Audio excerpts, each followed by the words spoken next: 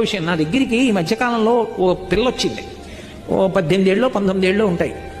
ఆ అమ్మాయి నాతో ఏదో మాట్లాడుతూ పాపం మీ ఉపన్యాసాలు వింటానండి, అది ఏదో చెప్తాను, చాలా సంతోషం అమ్మా, ఏం చదువుకుంటున్నావు, ఏదో చెప్పింది, ఫలానా చదువుకుంటున్నాను, ఏం చేస్తుంటావు ఖాళీ సమయాల్లో అని అడిగాను. హాస్పిటల్లో ఉంటానండి, నేను తెల్లబోయాను. హాస్పిటల్లో ఎందుకని అడిగాను.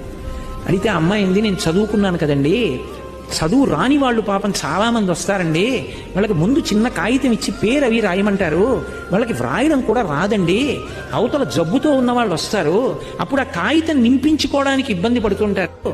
2 అయితే పసిపిల్ల కొంట్లో బాగోలేదా, ఇదిగో ఫలానా వార్డుకి వెళ్ళంటారు, వాళ్ళకి ఆ వార్డు నెంబర్ చదవడం రాదు, ఏదో 17 అని ఉంటుంది అక్కడ, 17 అని, అది చదువుకోవడం రాదు, ఆ వార్డు పేరు చదవడం రాదు, ఆ రాసిన డాక్టర్ గారు ఎవరో ఆయన పేరు చదువుకోవడం రాదు, అక్కడికి వెళ్ళడం రాదు.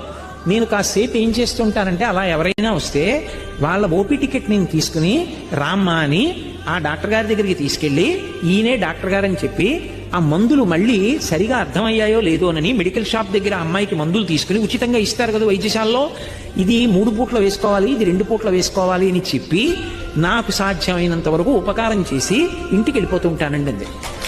నేను ఎంత తెల్లబోయానంటే, నా భార్య లోపల వంట చేస్తోంది, నేను ఒకసారి ఇలా రా అన్నాను. కోటేశ్వరరావు గారు ఉపన్యాసాలు చెప్పాడు, లోకాన్ని ఉద్ధరించాడంటాడు అంటారు, ఈ అమ్మాయి అరికాళ్లకున్న మట్టి తీసి నా నెత్తి మీద చల్లుకోవడానికి నాకు అధికారం ఉందే అని అడిగారు. పిల్లకి పట్టుమని 18 ఏళ్ళు లేవు, ఆ పిల్ల సేవ చెయ్యాలి అని అనుకుంటే ఎంత ఉత్తమమైన మార్గాన్ని ఎంచుకుంది. నిజంగా వాళ్ళకి ఏమనుకుంటారు, మేము నమ్ముకున్న భగవంతుడే ఆ పిల్ల రూపంలో వచ్చి మమ్మల్ని రక్షించాడనుకుంటారు. ఖాళీ ఉన్నప్పుడల్లా హాస్పిటల్లో సేవ చేస్తానండి.